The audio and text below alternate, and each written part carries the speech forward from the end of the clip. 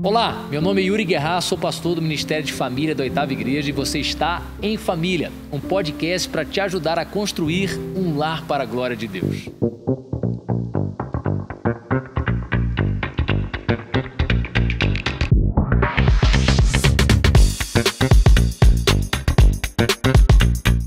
No episódio de hoje, nós vamos falar sobre cultivar a fé das crianças e adolescentes no lar. E lógico, para esse assunto, nós chamamos uma pessoa muito especial da nossa igreja, que é o pastor Bruno, que trabalha com crianças há muito tempo.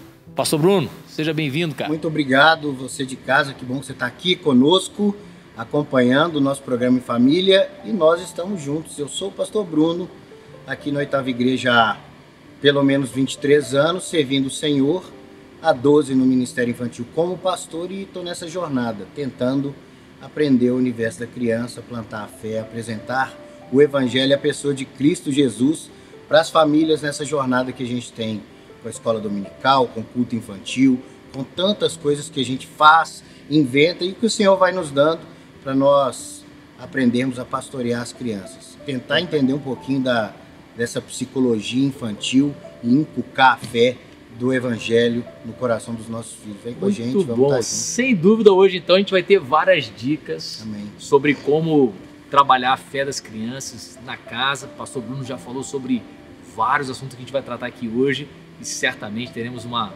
bênção no que diz respeito a esse assunto.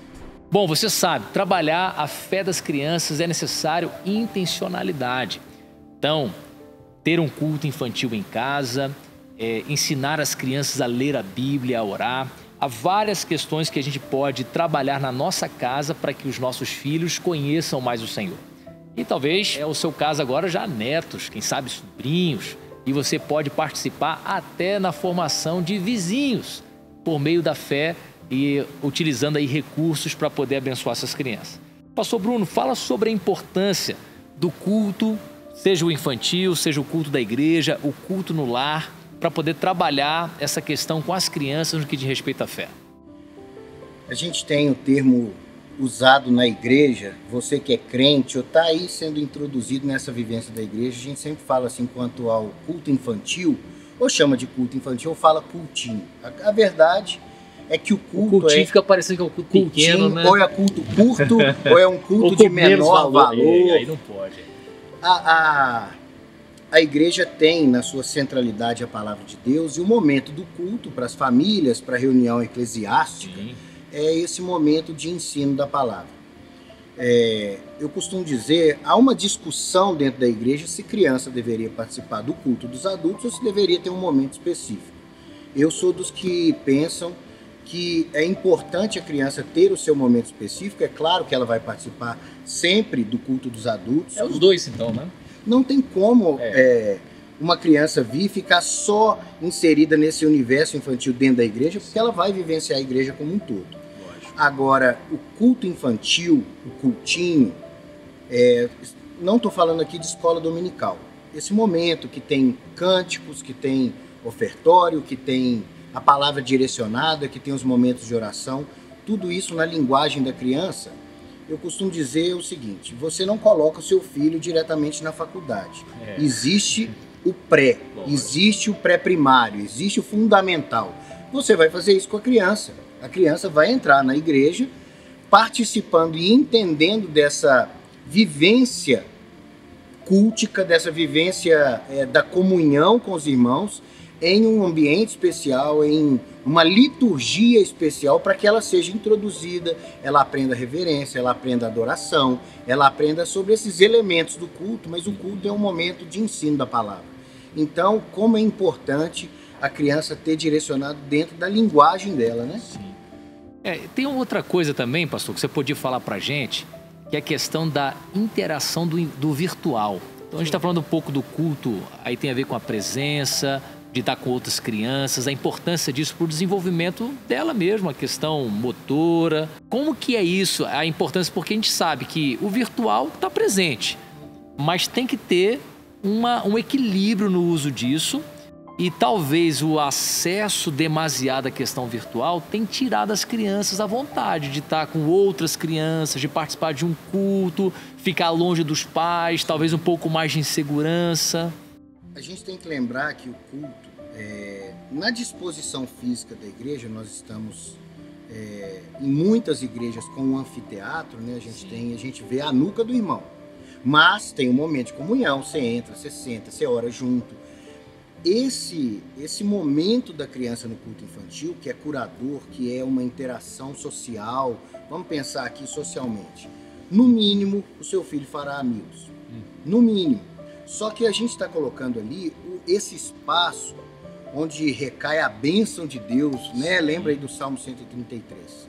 Lógico. A bênção de Deus que recai sobre o povo está nessa ministração das crianças. O virtual, qual que é o problema que eu vejo do virtual? O virtual traz um ensino, o virtual traz um conteúdo, traz uma direção. Inclusive tem o culto infantil. Tem o culto infantil online. Já chega em outros lugares. 3, 4 anos já que a gente está nessa. É uma benção. A gente produz o conteúdo. Há vários cristãos que produzem bom conteúdo. Sim. Só que a criança, ela escolhe, ela desliga, ela muda. Ela não está sendo treinada para essa interação e para esse momento de serviço. Porque o culto é um serviço a Deus. Então, naquele momento de ordenança, vocês vão orar. Aquilo ali trabalha a mente da criança, aquilo ali organiza, aquilo ali trabalha a ansiedade, aquilo ali trabalha a interatividade, a paciência, o desprendimento, o falar em público. Então, como é importante a gente estar nessa vivência da igreja. O virtual ajuda, o virtual é um elemento da contemporaneidade, só que o virtual não é tudo e não vai substituir. A gente tem que entender que o virtual pode ser um entretenimento, pode ser um treinamento, pode ser uma direção, mas o virtual não fará tudo, com certeza. Você falou uma coisa interessante, que é a igreja e a gente ficar vendo a nuca das pessoas, né? Então, a igreja tem que ter a interação. E no culto infantil, isso é uma coisa interessante, pelo menos na 8ª igreja, né? As crianças também participam do culto. Sim. Elas cantam lá na frente, estão também participando. Mas tem um outro elemento, a gente está falando sobre como cultivar a fé de filhos, de criança, adolescente. Então tem o culto é um deles, né? Tem o culto online, temos informação. A gente poderia falar um pouco também das células, porque as células é onde acontece essa interação, né? Você não fica só vendo a nuca. Por mais que no infantil você não fica vendo só a nuca, não. Se você descer lá, você vai ver que é uma interação geral. Mas a célula, a gente tem assim uma oportunidade delas se conhecerem mais. Fala como é que é a célula de crianças na 8ª igreja. Nós temos as células. E outra igreja, se quiser fazer célula também, sim, como pode fazer, né? E a gente, nós estamos até com a nossa campanha de GPs. Você que deseja participar pode nos procurar. Procura a nossa igreja como um todo, os pastores, em especial o pastor Eduardo aí. A célula, essa vivência tão antiga da igreja, essa vivência da leitura da palavra nos lares, a comunhão nos lares, é uma coisa que deve acontecer para as crianças também. Há muito tempo nós iniciamos as células dos juniores, crianças de 9 a 12 anos. Tem algumas que tem algumas crianças, mas a gente, porque a célula com crianças, a gente coloca a célula de família, né? Porque são crianças menores do que 8 anos. Agora, as crianças de 9 a 12, nós temos esse momento delas e a gente tenta fazer uma vivência da fé fora dessa questão comum da igreja. Sim. Porque a igreja, às vezes, ela sabe se situar, ela tá, que é um momento muito ordenado, é um momento onde tem a parte docente, né? Tem os professores, tem todo mundo. Agora, na célula é o momento dela falar mais, dela interagir mais. Convidar, né? Convidar, tá num outro ambiente da igreja, porque ela começa a entender que a fé e o evangelho que ela vive não é uma coisa circunscrita à igreja e àquele momento de domingo. Ela começa a viver a fé no seu dia a dia, ela sabe que ela é crente na casa do amigo, ela sabe que ela é crente na escola, ela está vivendo o evangelho. Então, isso causa uma disruptura na mente da criança, dela entender, poxa, o evangelho é para minha vida toda, eu estou vivendo isso. E ela abre, e ela ora junto, e ela traz as suas dores, ela traz as suas dificuldades em momentos onde ela pode falar mais. A célula é primordial. E se tem célula na casa dela, ela sabe que a casa dela também é lugar de adorar a Deus. Lugar de adorar a Deus, lugar de arrumar o quarto. Porque lugar às vezes, ó, chamar. Olha, a casa tem hora que é arrumada por causa da célula, né? Por causa da célula. A hospitalidade. Hospitalidade. Por coincidência, sexta-feira agora, não sei que dia que esse programa tá indo no ar, mas no dia dessa gravação, sexta-feira agora vai ter célula na minha casa.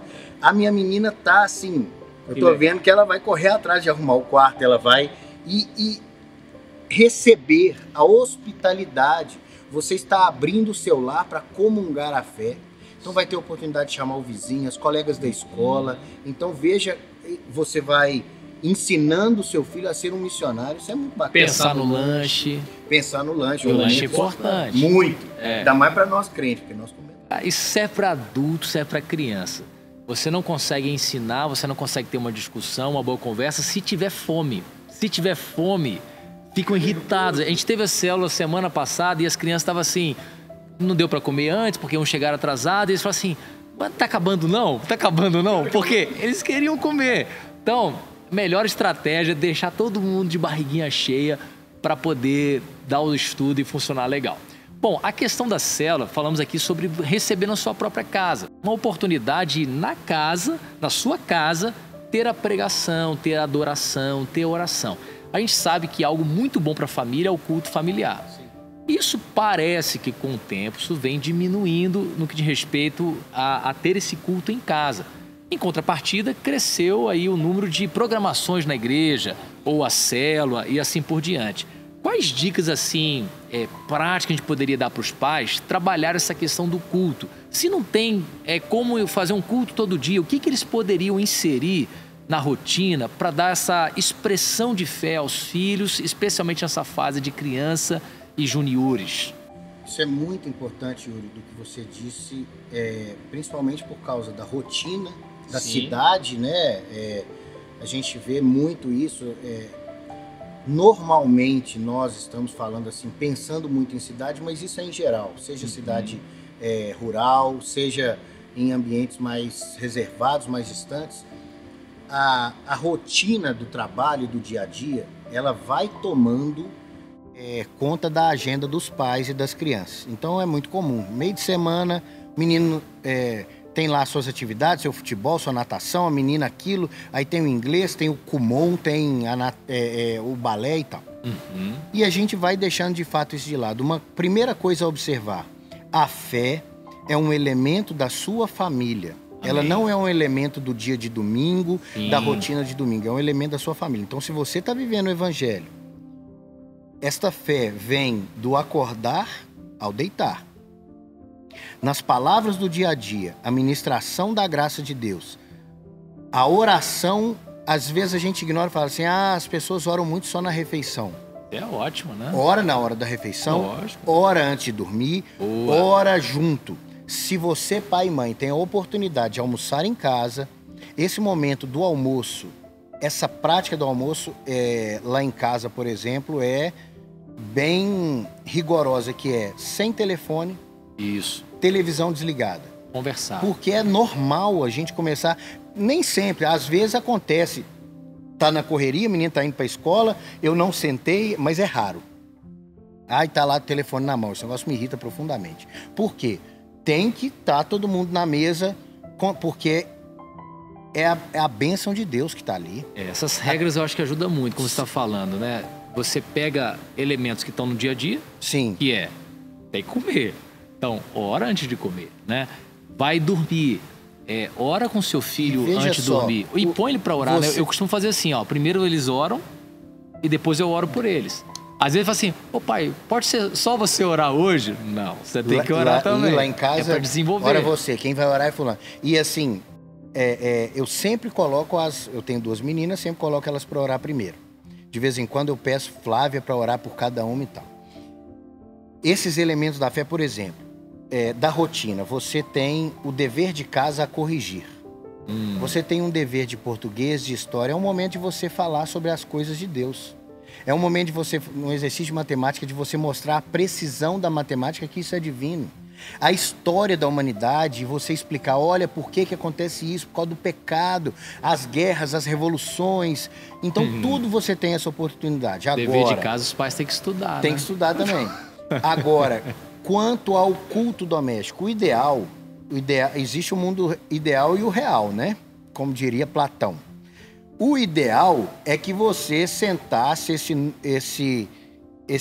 essa programação, quarta-feira, 19 horas, nós vamos sentar, nós vamos ler a Bíblia, orar junto, cantar uma canção, só que nem sempre você consegue isso. Não, o que eu falo assim, não pode ser um momento chato. Sim. Não pode ser um momento que a criança fique impaciente, não pode ser um momento obrigatório. E o tempo, eu acho que quando fala de culto, o pessoal já acha que tem que fazer um culto assim, de uma hora. Uma hora, né? Com ofertório, com todo mundo ali, pode ajoelhado. Ser uma coisa mais objetiva, a né? Criança. 20 minutos, 25. 20 a 30 minutos, tá ótimo.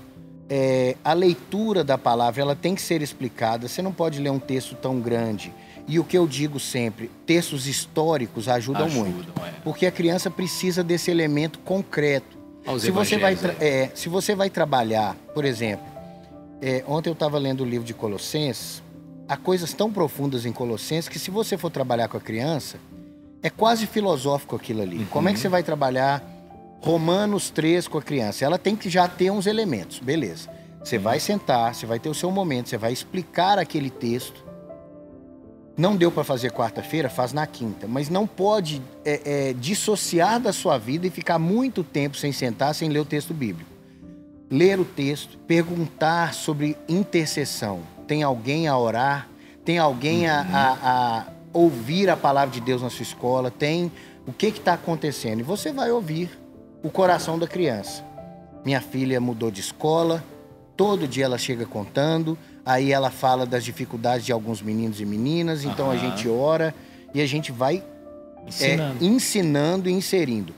Vamos orar, vamos reunir junto, seja na cama, bom local, geralmente sala, mas esses dias para trás nós pegamos as Bíblias, sentou todo mundo, nós fomos lendo e eu pedi para cada um orar.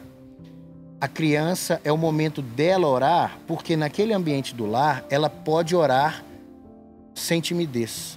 Ela não está sendo exposta. E você não corrija, não julgue. E uma coisa muito importante, creia na oração da sua criança. Amém.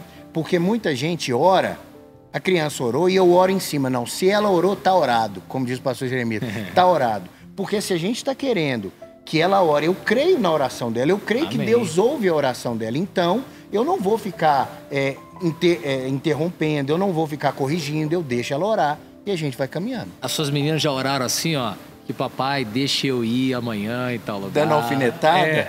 Já demais. Nossa, seria tão bom viajar assim. Eu podia tocar o coração do meu pai. Olha, então já tivemos boas dicas aqui para você cultivar, né? Tem a ver falou sobre o culto presencial, você trazer o seu filho no culto da igreja, no culto infantil. Falou sobre a escola bíblica, falou sobre a célula. Falou sobre essas práticas que devem acontecer em casa. Mas uma outra coisa que a gente ouve também são pais preocupados em inserir os seus filhos na programação da igreja no que diz respeito a um assunto que você conhece bem, que é o bullying. Sim. Né? Vai para o acampamento, pastor, meu filho foi para o acampamento, brincaram com ele, agora ele está chateado, ele não quer ir mais. Essa questão do bullying, e você escreveu o livro, vai poder falar para a gente com muita propriedade. A gente sabe que tem pontos muito negativos que realmente marca a alma de uma pessoa, mas também tem aspectos necessários para poder desenvolver, né? Sim. Fala um pouquinho, o pai que está preocupado, eu devo mandar meu filho para o acampamento, ficar longe de mim, outros meninos podem brincar com ele, zoar. Como é que é isso daí? Bom, eu escrevi esse livro aqui, né? O Manual de Sobrevivência ao Bullying. Tcharam! Por que eu escrevi esse livro? Você já sofreu muito bullying?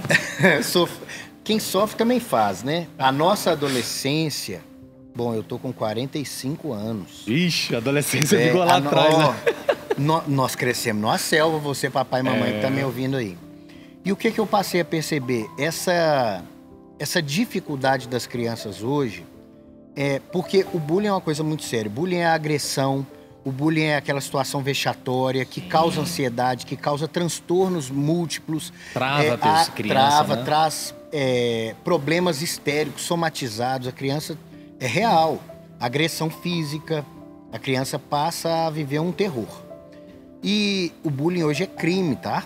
Então o que acontece? Só que a zoeira, a piada, são coisas da sociedade que sempre aconteceram e sempre acontecerão. Isso não é certo, Sim. não deve ser aceito. Só que acontece. É o lance da vida, né? É o lance da vida. Acontecer. E o que a gente tem que fazer? Fortalecer os nossos filhos. Eu trato muito isso no livro, esse fortalecimento, por quê? Nós não vamos conseguir mudar a realidade. O que se quer no tempo de hoje? Eu altero a realidade para ela ficar mais palatável, aceitável para o meu filho poder mais viver. Fácil, né? Não adianta. Não adianta. Tem situações que seu filho tem que ser treinado para essa vida. Triste, violência urbana, violência nas escolas, agressão. Muitas crianças desestruturadas vivendo violência em casa. Como é que eu vou fazer com o meu filho e minha filha que não vivem isso? Tem um menino aqui da igreja que resolveu isso entrando no Krav Maga. Pois é. O fortalecimento, porque Nunca às vezes mais você toma fizeram bullying com ele. Você toma um empurrão, por isso que a gente faz o jiu-jitsu aqui. Às vezes o toque de outra criança, no futebol, isso assusta demasiadamente a criança. Mas olha só, o bullying é uma coisa, a zoeira, a zombaria é uma coisa que sempre vai ter. Só que, dependendo do nível de escalonamento dessa violência, é necessária a entrada dos adultos. Dependendo da situação, a criança terá que resolver ali sozinha. Então, nós temos que entender isso. Então, todo ambiente, seja de igreja, seja acampamento onde tem gente de tudo quanto é lado, seja na escola, vai ter essa vida real. Sim. Então, nós temos que preparar os nossos filhos. Muita gente fala do contexto cristão evangélico que a gente nunca quer essas coisas acontecendo e tudo. Só que, dentro de sala, por mais educadinhos que as crianças estão, vai ter uma zoeira do cabelo, vai ter uma zoeira de certa roupa. Eu lembro que no acampamento... Óculos não zoam mais, ou óculos, óculos? Não. É porque antes só tinha óculos feios, né? Hoje tem uns óculos de maneiros. Não, antigamente se zoava muito a questão de dente torto. Hoje em dia todo mundo tá com dente certinho, coloca o aparelhinho. Aparelho de ser. Tem cabelo bom, cabelo ruim. Cabelo bom, cabelo ruim, não sei o quê. São coisas da nossa característica pessoal. Zoar uma coisa que o outro fez, caiu, é ruim de futebol e tal, é uma zoeira de outra maneira. Sim. Agora, esse preconceito, eu acho que muito já avançamos. Eu não concordo com esse politicamente correto que tenta mudar o social para não acontecer, isso não ajuda, mas eu acho que a educação, aprender como resolver sem revidar, como resolver sem inflamar, saber o limite da brincadeira. É o controle da emoção. É ensinar o filho a controlar a emoção. Bom, a gente tá seguindo bem, graças a Deus, muito conteúdo bom. A gente vai quase que para uma segunda parte aqui do vídeo, né? Vai poder fazer parte 2. E a gente vai falar de alguns temas ou de alguns assuntos, né? O que os pais fazem ou podem fazer que atrapalha no desenvolvimento da fé dos filhos? Então, continue nos acompanhando. Cada semana nós temos um episódio novo para te ajudar a cultivar um lar para a glória de Deus. Siga a gente nas redes sociais, tanto YouTube quanto Instagram. Deixe seu comentário, compartilhe e certamente isso vai ajudar muito a palavra de Deus chegar em outros corações. Um grande abraço, Deus te abençoe.